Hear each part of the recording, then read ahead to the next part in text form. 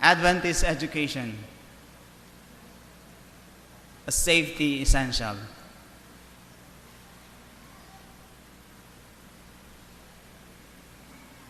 Ano po mga kapatid ang pinakalayunin ng ating mga paaralan? Bakit tayo mayroong mga church school? Sabi dito sa atin, Adventist education, a reason for being. All around the globe, Adventist schools exist to prepare young people for success on this earth and a glorious life in the world to come. Each seeks to nurture a spirit of inquiry, faith in God, and a lifelong commitment to service over selfish ambition. Yan po ang pinaka-ambition ng ating Adventist schools. Ano daw po? Hindi lang para maging matagumpay sa mundong ito, kundi sa mundong darating, walang iba kundi ang langit na bayan. Sangayon po sa pag-aaral na ginawa sa Amerika, ang sabi sa pag-aaral, Adventist schools, the longer children attend, the higher their average achievement. Sangayon po sa nag-aaral, ang cognitive genesis na siyang gumawa ng pag-aaral, ang sabi doon, a 4-year study of 30,000 North American Adventist school students, grades 3 to 9 and 11. Each year at an Adventist school improves students' average scholastic achievement. This research conducted at La Sierra University is validating what parents, teachers, and students involved in Adventist education have known for years.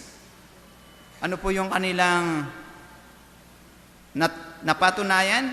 That overall, Adventist school students perform better than the national average.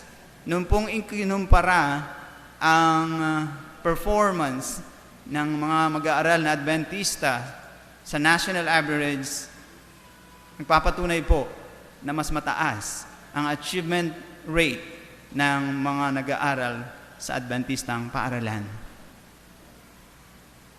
Ano po ang 6 na mahalagang bagay na naibibigay sa atin ng Adventist education? Number 1, it introduces students to the Bible as a framework for thinking and evaluating. Bible-based po ang ating pagtuturo sa ating mga Adventist schools. Number 2, it introduces young people to Jesus Christ as Lord and Savior. Sang-ayon din po sa pag-aaral, mas mataas ang percentage na tanggapin ng isang bata ang ating Panginoon kapag sila ay patuloy na nahuhubog sa ating paaralan. Number 3, Adventist schooling at its best leads a person to a lifelong dedication of service to others. Yan po ay isa sa mga dahilan kung bakit kinakailangan nating tangkilikin ang ating Adventistang paaralan para ang ating mga anak ay mahubog sa paglilingkod. Number 4, Adventist schooling helps students to view every topic from the philosophic perspective of the Scripture. Katulad ng akin nabanggit kanina, Bible-based ang ating pagtuturo. At sa bawat subject, meron tayong integration of faith and learning. Kaya, mas lalong nahahasa, nahuhubog ang ating mga mag-aaral sa salita ng Diyos. Number 5, one of the major contributions of Adventist schools is bringing young people together so that they can make lifelong friends who share the same vision and life principles. Isa pong layunin ng ating paaralan ay upang ang ating mga anak ay magkaroon ng mga kaibigan na may kaparehong prinsipyo sa buhay. Ano po? At ang pinakahuli, number 6, the influence of godly teachers and other role models is also essential. Lessons are best learned when students hear the same message at school, home, and church. So, mas nai-emphasize po ang sa ating mga anak, ang ating mga itinuturo. Kung ito ay naririnig nila sa kanilang mga guro, sa kanilang mga teachers sa school, sa ating tahanan, ganun din sa ating simbahan. Kaya, nung una ako magsalita sa atin, sinabi ko noon na ang simbahan, ang tahanan, at ang paaralan ay magkasamang gumagawa. Dahil kapag ang ating itinuturo ay naririnig sa paaralan, naririnig sa tahanan, at naririnig sa simbahan, mas may malaking impact ito sa ating mga anak. Sa pagpapatuloy po ng ating pag-aaral, meron tayong ikalawang title, #Keep Safe. Gaano ba kahalaga na tayo ay maging safe? Ayon kay Maslow, sa kanyang hierarchy of needs, saan po natin makikita ang safety? Nasa pangalawa. Ito po ay pangalawa sa pinakamahalaga. Ang pinakamahalaga dyan ay ang ating physiological and physical needs. So, mahalagang mahalaga ang safety. Ano po? Ano ang sabi sa atin sa 1 Peter 5:8? Be sober, be vigilant, because your adversary, the devil, walks about like a roaring lion, seeking whom he may devour. Kinakailangan nating panatilihin na tayo ay ligtas, sapagkat tayo ay mayroong kaaway. Si Satanas, siya ay inalintulad sa isang leon na umuungal at laging naghahanap kung sino ang kanyang masisila. At kapag hindi natin iningatan ang ating sarili, hindi natin iningatan ang ating mga anak, hindi natin nalalaman na sila pala ay nahulog na sa trap ni Satan. Pag-aralan po natin ang isang parable sa Bible na matatagpuan natin sa Luke 10:30-35. Ito po ay napaka-familiar na sa atin. Ito po yung the parable of the Good Samaritan. Ano kaya ang makukuha nating aral dito sa parable of the Good Samaritan? We usually focus our study on the Good Samaritan. Ano po? Pero ngayong umaga ay i-focus po natin ang ating pag-aaral dun sa traveler. Hindi pa rin natin aalisin ang Good Samaritan dahil yun ay kumakatawan sa ating Panginoon. Pero mas pag-aaralan natin ngayon ang lesson na makukuha natin sa traveler. Ang sabi po sa verse 30, and Jesus answering said, bakit ba may ganitong start? Dahil ito po ay sagot ni Jesus dun sa isang abogadong nagtatanong sa kanya. Ang tanong sa kanya, Panginoon, sino ba ang aking kapwa? Sino ang aking kapwa? At nung unang panahon, kapag itinanong ang tanong na ito, ay nagkakaroon sila ng napakahabang discussion. Kuminsan hindi matapos ang isang araw, hindi patapos ang kanilang diskusyon. Who is my neighbor? And for them, para sa kanila, hindi nila pwedeng maging neighbor ang Samaritan. Pero kung babalikan natin ang history, ang Samaritans at ang mga Hudyo ay magkakamag-anak po. Pagkatapos na maghiwalay ang dalawang kaharian ng Israel, na nagkaroon ng kaharian ng Huda at kaharian ng Israel, ang pinaka-capital ng Juda ay ang Jerusalem. At ang pinaka-capital ng Israel ay ang Samaria, kung saan nagmula ang mga Samaritans. Sila ay nag-umpisa lang sa isang lahi. Dahil iniisip ng mga Hudyo o the Jews na sila ay mas holier kaysa sa mga Israelites. Dahil mas huling nasakop ng ibang bansa ang Jerusalem o ang Juda, iniisip nila na sila ay mas angat kaysa sa mga Israelita. Pero sa totoo lang, sila ay nag-umpisa sa isang lahi. Sa lahi ni Abraham, sa lahi ni Isaac, sa lahi ni Jacob. Okay?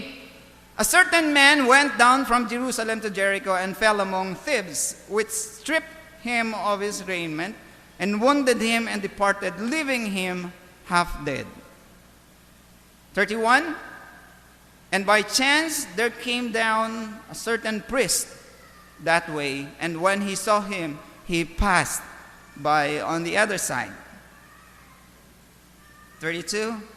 And likewise a Levite, when he was at the place, came and looked on him and passed by on the other side. 33. But a certain Samaritan, as he journeyed, came where he was, and when he saw him, he had compassion on him.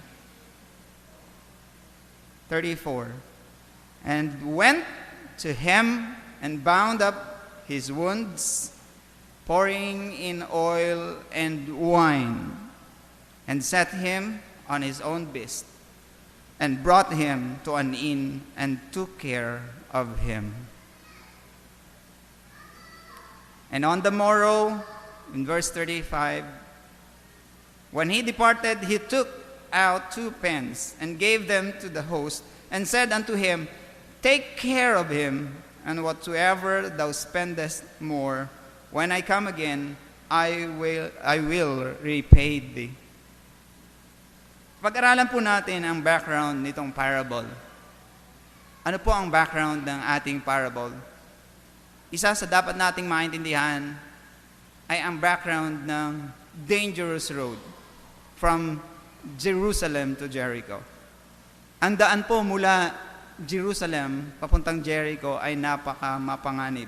It said here, the road was notoriously dangerous for travelers.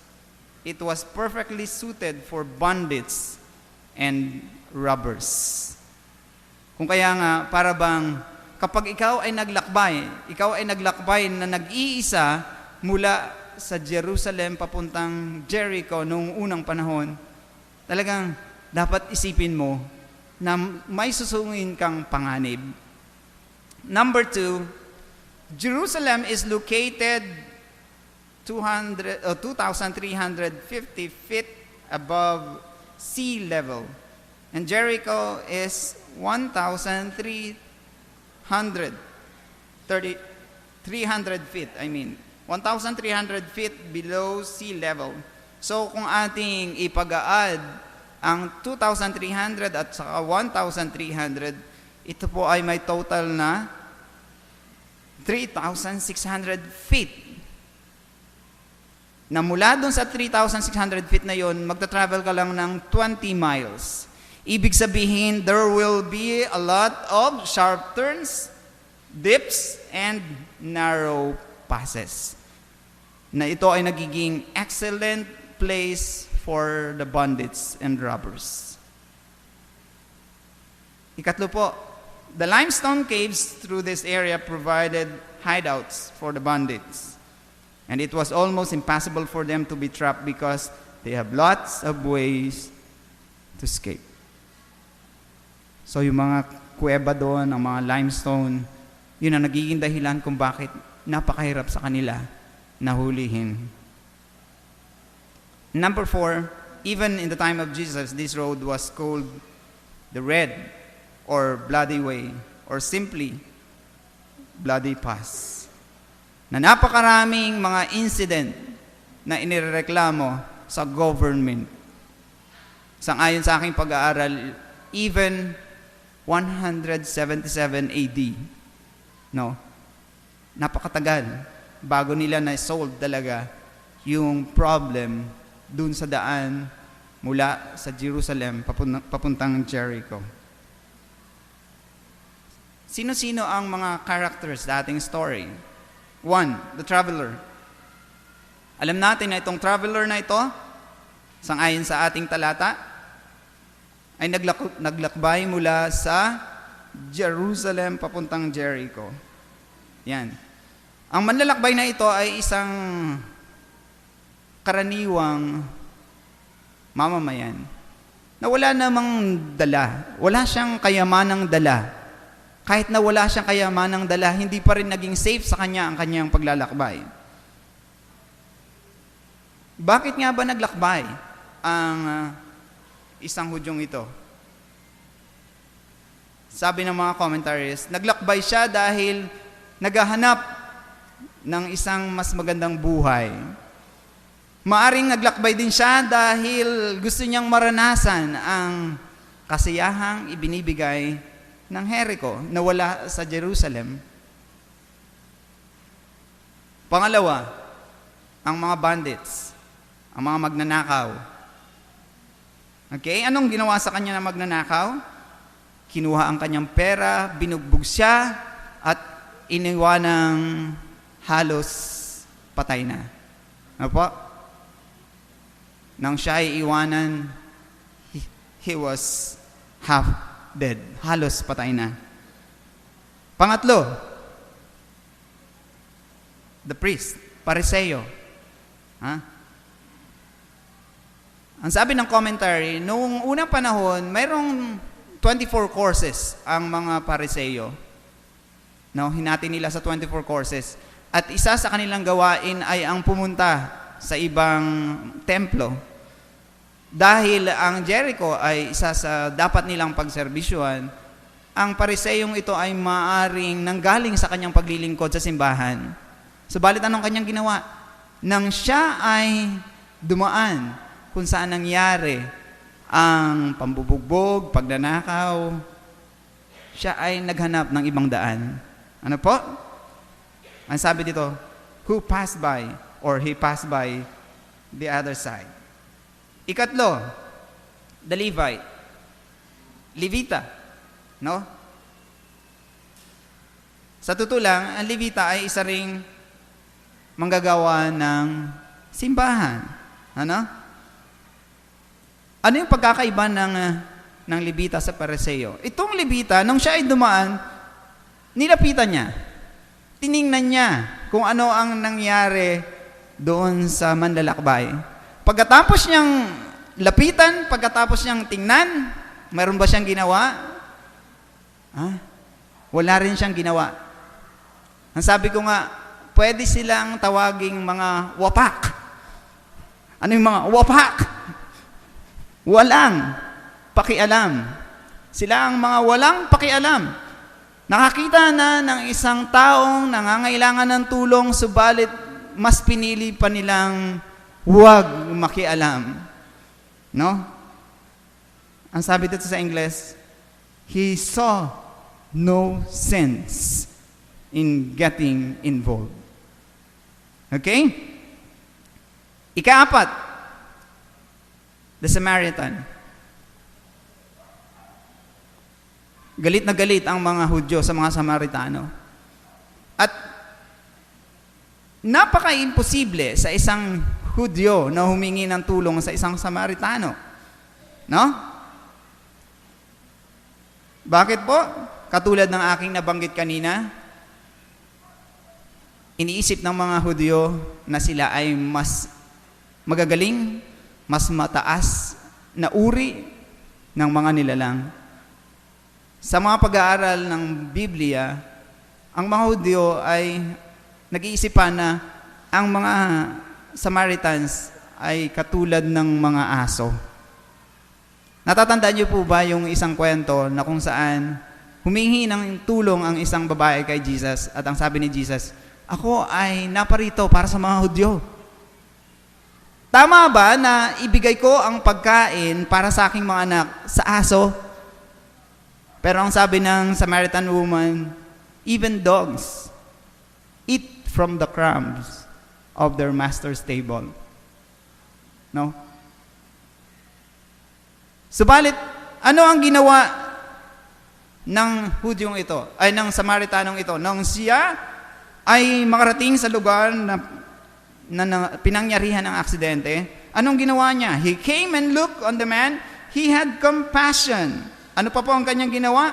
He treated the man, pouring oil into his wounds and binding him. Ano pa po? He set the man on his own beast.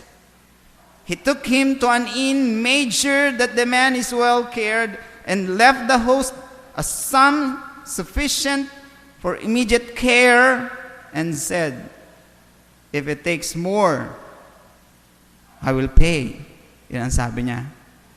Pagkatapos niyang mag-iwan ng pera, ang sabi niya doon sa host ng inn, kapag kulang ang naibigay ko, pagbalik ko, babayaran kita. Para sa mas malalim na pag-aaral, alamin po natin ang representations ng parable na ito. So, traveler, ano kaya ang nire-represent ng traveler? Ito po ay nagre-represent sa mga Christian. Sa ating mga Kristiyano, at hindi lamang doon, nagre-represent din sila sa ating mga anak. Number 2, bandit, or the bandit. Nagre-represent kay Satan.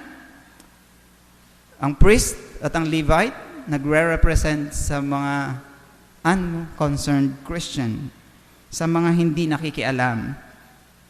Samaritan, alam natin na ito ay nagre-represent kay Jesus.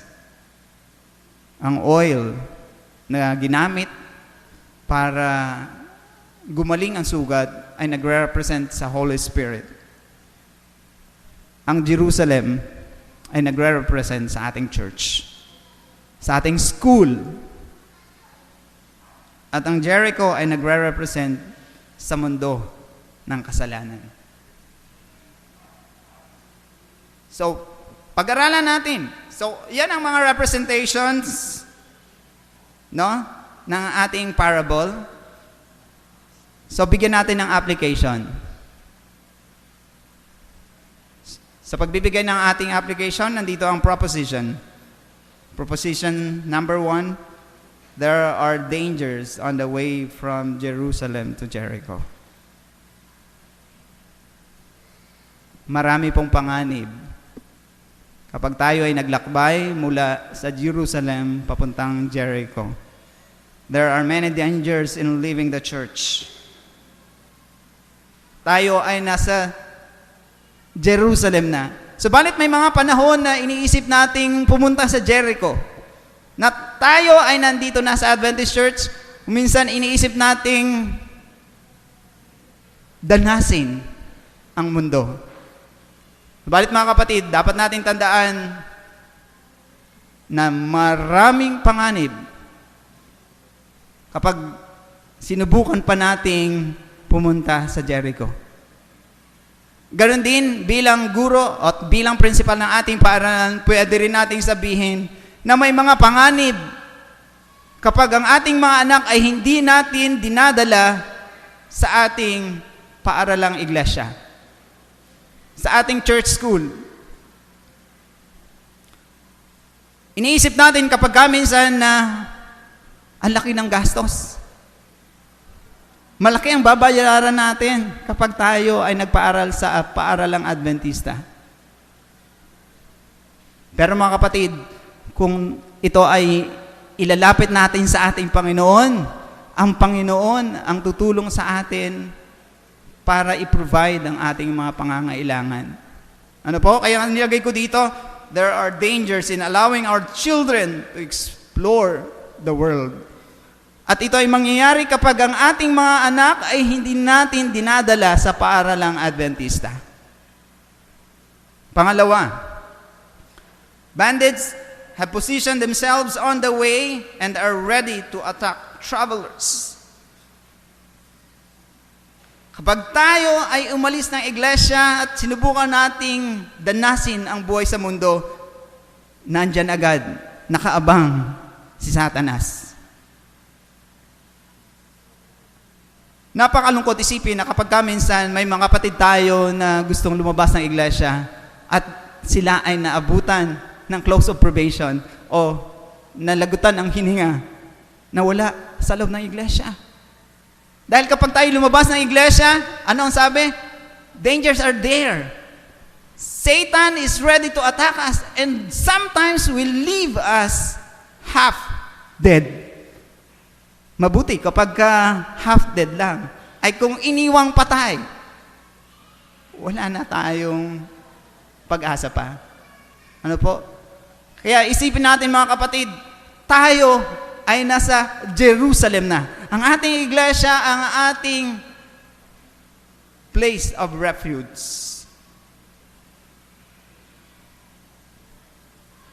The church and our church school is the place of our refuge. The place of refuge for our children. Kung gusto nating maingatang ligtas ang ating mga anak mula sa pandaraya ng kaaway, dalhin po natin sila sa ating paaralan. Number 3, bandits on the way will attack, rob the travelers, and leave them half dead. Isa sa ugali ng tao ang hindi makontento. Kaya nga nag-i-explore, naghahanap ng parang naghahangad ng masigit kaysa nararanasan ngayon. At kapag minsan iniisip natin na kapag tayo ay nag-explore, hanggang saan na-explore natin ay mundo pala, na iniisip natin, ang daming promise dito. Ang daming mga opportunities. Pero anong sabi sa atin? Application ng ating parable, Satan promises some good things when we leave the church, but he is actually robbing us and will leave us helpless. Application din po nito, the world promises some good things when we explore the world or bring our children to other school, but in reality, ano po yung katotohanan? We and our children are being robbed. Ang totoo po, kapag tayo ay nakadepende sa mundo, tayo ay pinagnanakawan ng ating kaaway. At ang napakalungkot, kapag ang buhay na walang hanggan ang nawala sa atin, ang kinuha sa atin ng ating kaaway. Number 4, priests and Levites. Or priest and Levite ignored the traveler, but the Samaritan helped, applied first aid, and brought him to an inn. May mga panahon na nararanasan natin na para bang, mayroon bang nagki-care? Is there anyone who cares? May mga panahon na tinatanong natin yon. Kapag hindi natin naranasan ang pagkalinga ng ating mga kapatid sa iglesia, pag hindi natin naranasan ang pagkalinga ng ating mga kaibigan at ng mga taong iniisip nating tutulong sa atin, pero lagi natin tandaan, the Good Samaritan is always there. Ang Panginoon ay laging nandiyan. Other Christians may ignore us during our most unpleasant condition, but Jesus is always there, ready to rescue us, ready to help us, and ready to welcome us back to His fold. Bago po ako magtapos, gusto kong bigyan natin ng conclusion ng ating pag-aaral. Ano po ang conclusion natin? Hashtag keep safe. Paano po natin mapapanatiling ligtas ang ating sarili? 1, let us stay in God's loving arm and protection.